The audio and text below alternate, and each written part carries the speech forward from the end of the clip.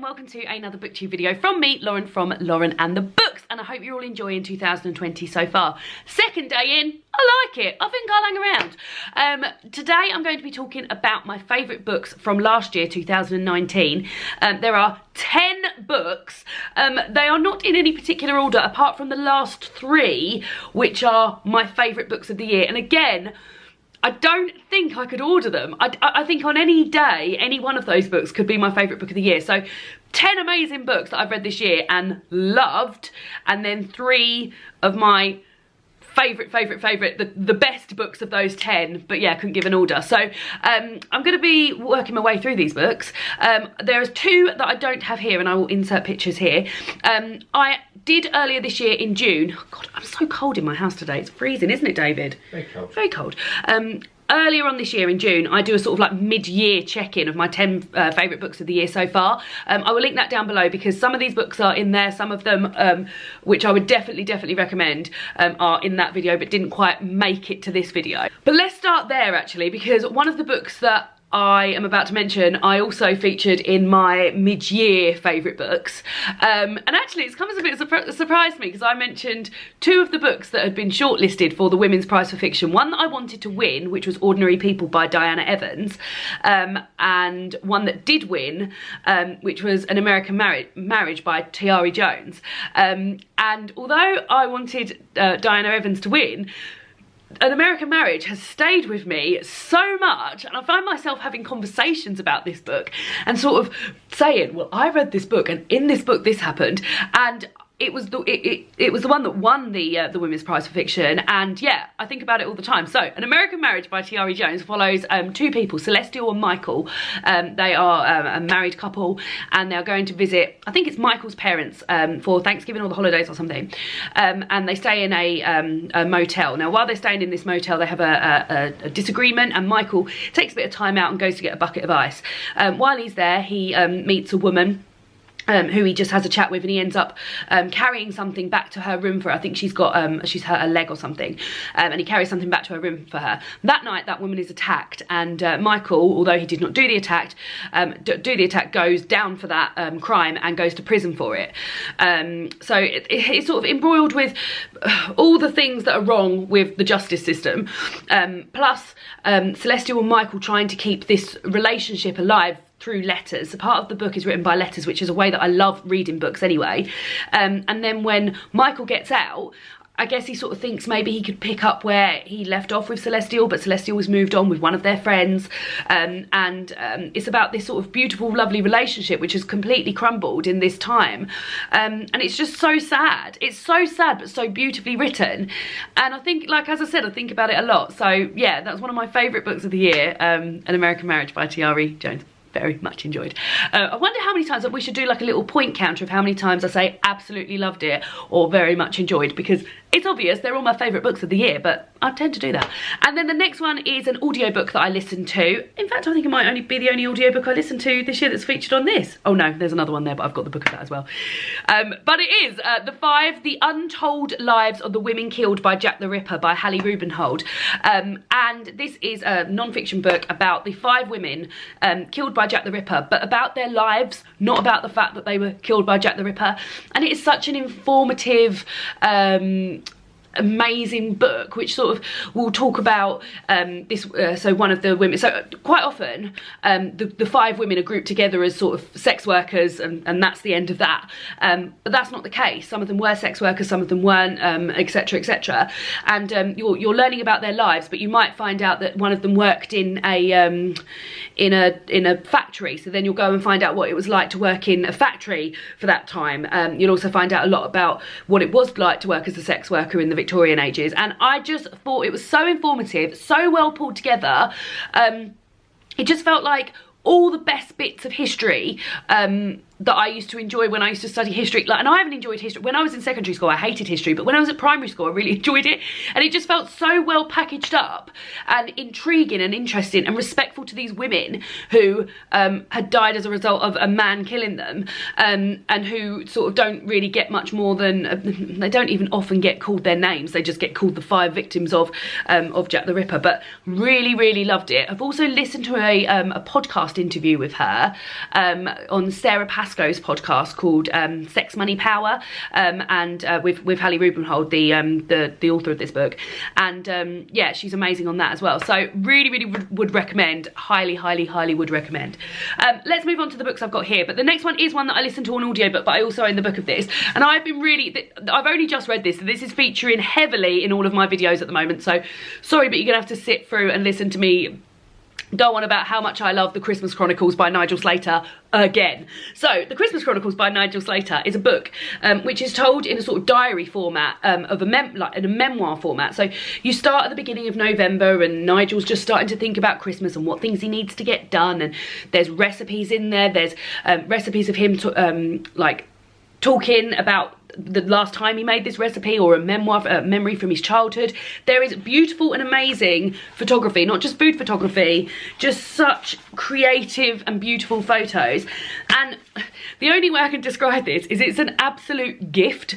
It is just so beautifully written and so gorgeously an ode to food and food lovers everywhere, that this was just a joy. I listened to the audiobook, which is narrated by Nigel himself, which I loved. But next year, we're not even talking about next year, we're talking about this year. I'm gonna start on the 1st of November, read that, and then just work my way through as it goes on, working all the way up to Christmas, because this is a delight for just food, not even just food lovers, like people who love beautiful writing.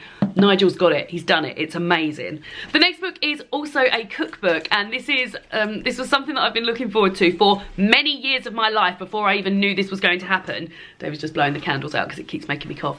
And that is Veg by Jamie Oliver. So you may well know that I am a big Jamie Oliver fan. I've really enjoyed all of his cookbooks. Some of his cookbooks are some of my favourite books of all time. I spent years of my life cooking from the entire cookbook and making everything out of a cookbook that he has, and I just find him really accessible. All the ingredients are easy for me to get hold of. His techniques and everything are skill set are well within my skill set, and I just find him very accessible chef for me, and one of my favourite chefs, and his cookbooks are just my favourite cookbooks. I became a vegetarian 5 years ago. It was 5 years in January. Well, I did a year of being a pescatarian, so I've been a vegetarian 4 years, but I haven't eaten meat for 5 years.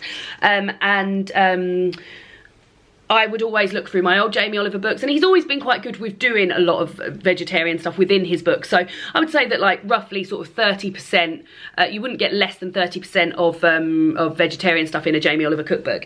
But I knew that he was bringing out a vegetarian cookbook this year, and I can't tell you the fun and delight and happiness I have of being having in front of me a Jamie Oliver book from which I can cook anything, because it's all vegetarian, and I was delighted, and it really hasn't let me down. Some of my favourite things, I've cooked this reverse puff pastry pizza, which is lovely, which basically you just roast loads of veg and then put a slice of puff pastry on top of it, cook that for a bit, and then flip it over. Absolutely delicioso. One of mine and David's favourite pastas of all time, and I could make this at any time and we would both absolutely gobble it down, which is silky courgette bow ties, which, let me tell you, it doesn't look like much, but it is something special, I will tell you that. And just a whole host of just amazing, wonderful looking things, all of which I haven't even finished making. So I've got so many more things in here to eat, which I can't wait for. My sister actually made the vegan lasagna from here yesterday. But yeah, this was just this was a special treat for me to be able to have a Jamie Oliver vegetarian cookbook that I can cook anything from. And yeah, that's another one. Summer Bubble and Squeak. David's made that a few times, and he's even adapted it to make a winter one as well. Fantastic cookbook if you are a vegetarian or looking to eat more vegetarian, and there is vegan recipes in here as well. Then this is I would definitely recommend. Really hard to find a bad item in there. So let's move on to the next one. So I'm not going to take the whole lot. Let's move on to another non-fiction. So this is Turning the Tide on Plastic by Lucy Siegle. So at the end of last year, at the end of 2018, Mercedes and I went to a literary festival in Cambridge, and one of the people we went to watch was Lucy Siegle, talking about the effect that plastic is having on our environment, and we both bought the book then. I didn't read this until January 2019, so this has been almost a year since I've read it, and this has sort of shaped everything I've thought about plastic since, and I think as a starting point for someone who wants to cut back on plastic or have a little think about their relationship with plastic, then this is an amazing starting point. But also it's just got so much info in here and just so many tips. It's not just like, this is the shitstorm we're in, oh dear. It's like, this is how much plastic we've been using, it's disgusting, we need to clean our act up, and these are the things you can do. And last year I had such high hopes that I was going to make a whole lovely series about how much difference I was making with plastic, and I never got round to do it. And I have been cutting back on plastic. We've taken on so many things in our house to cut back on plastic. And I need to reread this to educate myself as to where I am now. And I feel like this is sort of one of those books that you can pick up, and you're always going to learn something new from it. But really, really good. I would recommend. I bought it for my dad for Christmas, and Cara, who I share an office with, I forced her to read it as well. But very, very interesting, and definitely would recommend. Definitely. I mean, of course I am. It's in my best books of 2019. The next one is one of those books, you know, where you give it 4 stars and you really, really enjoy it, and then since then you haven't been able to stop thinking about it, and you end up going back to it and giving it a 5 stars. And this book is one of the books that we read for my Patreon book club over I think it was in like June or something, and that's The Scapegoat by Daphne du Maurier. Now, you all know how much of a big fan of Daphne du Maurier I am, and Rebecca by her is one of my favourite books. I also love My Cousin Rachel. I loved like all of her books. I don't even need to sit here and list them, because every book I've read by her I've really enjoyed. And The Scapegoat was one that I read, gave 4 stars because very much enjoyed it, but have not really been able to stop thinking about it since and talk about it all the time. And a few people say to me, oh, what Daphne du Maurier book would you recommend? Well, I'm tempted to go straight here rather than Rebecca. Go to this one first. So it's got a really good sort of pacey storyline, and you're really involved in that storyline. But you follow 2 men, Jean and John. One is French and one is English, and they meet at a French railway station. And they spend the night sort of chatting, having drinks, getting drunk, lovely, lovely, lovely. Wake up in the morning, and John, English John, his identity has been stolen by Jean, French Jean.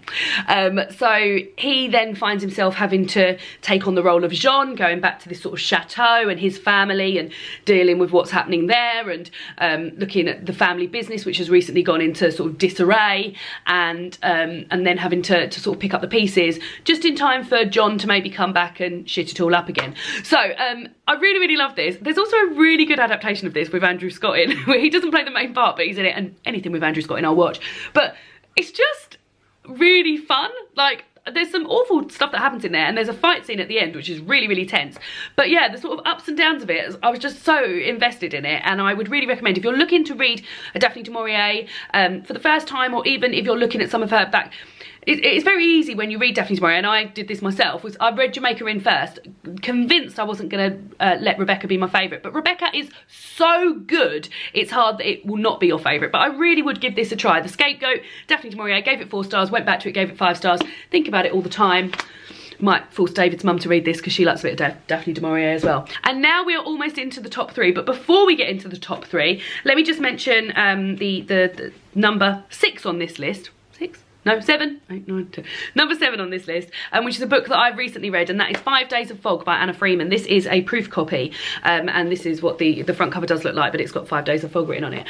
And I read this, I started reading this. This is unusual for me, for a book that I've read that I enjoyed so much, for me to sort of read it in the way that I did. So I started reading this when David and I went on holiday at the end of November, and read like 50 pages a day, really enjoyed it. Like, majority of it I was just sitting in the bath reading it, having a lovely time with a bit of non-alcoholic wine, and then got home, and it's December, and I only read Christmas books in December, so read all my Christmas books, and then just before Christmas I sort of had run out of Christmas books, so I picked this back up again and remembered how much I loved it, and couldn't believe that I'd had the sort of willpower to put it down. So this is set in the 1950s, in 1952 in fact, when there was a great fog that fell over London as a result of pollution and all sorts and things like that, and it made visibility extremely poor. The young and the old were at risk from dying because because the pollution in the air was so bad. And we are following a female group of gangsters at this time called the Cutters, who are an organised group of shoplifters. They have a queen who's the head of their queen. They've got somebody coming out from prison who was the queen, and now she's coming out of prison because she's done her time for that, but she's very extremely unwell. And at the heart of all this, you're following Florrie, who is the queen of the Cutters' daughter, and she's keen to leave the Cutters because she has met a man who isn't involved in the Cutters. He's actually I think he's either her cousin or her second cousin, I could never work it out, but she wants to leave the Cutters so she can be with him. It's all to do with the politics within that, and Florrie trying to sort of find out who she is outside of the Cutters, because she's only ever known this, being the daughter of the queen of the Cutters. Really enjoyed this. Great historical fiction, and I actually went out and bought secondhand The Fair Fight, which is the second book that she's released about wrestling, women's wrestling. I'm not sure what time that's set, actually, doesn't say. But yeah, very much looking forward to reading that as well. But loved it, thought it was fantastic. It came out in end of 2018, and I'd sort of been hanging on to it because I wanted to read it in the winter, and I'd missed the sort of slot to read it in 2018. But I'm so pleased I did eventually get around to it because loved it. Right, these are the last 3 books, so the best books that I've read this year, and they're absolute corkers. I don't really know which order to do it in. I'll do it in this order because I'll just do it in the order that I've got them on top of here in front of me. The first one, put those back because they'll fall off my leg otherwise. The first one is Lowborn by Kerry Hudson. Growing up, getting away and returning to Britain's poorest town. So this is Kerry Hudson's sort of memoir, but also sort of study on the places that she lived as she was growing up, when she lived in extreme poverty, and really moved all over the country with her mother. In fact, there's a map in here at the beginning, if I remember correctly. Yes, there is, where it shows the sort of journey she's like whereabouts she's lived all over the country, including Scotland, including Canterbury, where I went to university, sort of bypassing London, but Great Yarmouth and all these sorts. And you're hearing about Kerry's account of when she lived in these places when she was younger, like reliving memories and things that have stayed with her, like majority bad and awful and heartbreaking to read, but also good memories she's had in these places. And then you are also revisiting these towns with Kerry now, and they're finding out what's been going on in these towns, and if there's any sort of improvement plans for poverty, or if it's got worse. And some places it has got worse, some places they're doing their best to erase poverty, but it's not always working. And